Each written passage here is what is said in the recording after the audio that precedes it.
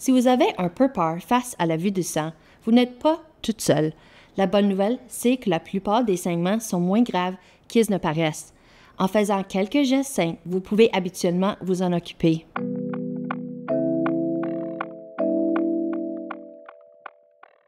Bonjour, je m'appelle Dina Ouara, éducatrice en paramédecine. Voici quelques points importants à ne pas oublier en cas de saignement léger.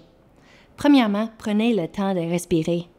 Regardez autour de vous et assurez-vous que l'endroit est sécuritaire pour vous et la personne blessée. Si vous avez une trousse de premiers soins, prenez-la et sortez des gants, de la gauze, des pansements. Si vous n'avez pas de gants, lavez-vous les mains ou utilisez du désinfectant pour les mains, si vous le pouvez.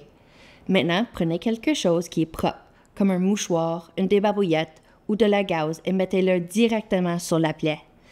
Maintenez une pression ferme, sans regarder, pendant environ 2 minutes. En faisant cela, le saignement diminuera ou s'arrêtera pour la plupart des petites coupures ou égratignures. Une fois que le saignement est sous contrôle, rincez délicatement la plaie avec de l'eau propre. Vous pouvez utiliser du savon autour de la plaie. Évitez simplement d'en mettre à l'intérieur en frottant. Tapotez ensuite doucement à l'aide d'une serviette ou d'une débarbouillette propre. Après cela, mettez un pansement.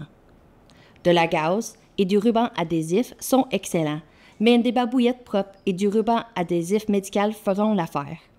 Le but est de garder la plaie propre et de la protéger pendant la cicatrisation. Si vous n'en avez pas, changez le pansement tous les jours ou plutôt s'il se mouille ou se salit. Si le saignement ne s'arrête pas au bout de 10 minutes de pression continue ou si la coupure est profonde, large ou causée par quelque chose de sale ou rouillé, allez à une clinique sans rendez-vous ou consultez un médecin. Pendant les prochains jours, surveillez l'apparition des signes d'infection, rougeur, enfleur, chaleur, pus ou fièvre. Si vous avez l'un de ces signes, consultez un professionnel de la santé. Et qu'en est-il de la plupart des petites coupures ou égratignures? Gardez son calme. Utilisez des articles ou produits propres et recouvrir les coupures ou égratignures et tout ce qu'il y a à faire. Envie d'être prêt à faire face à d'autres situations comme celle-ci? Regardez la vidéo suivante de notre série sur les premiers soins d'urgence.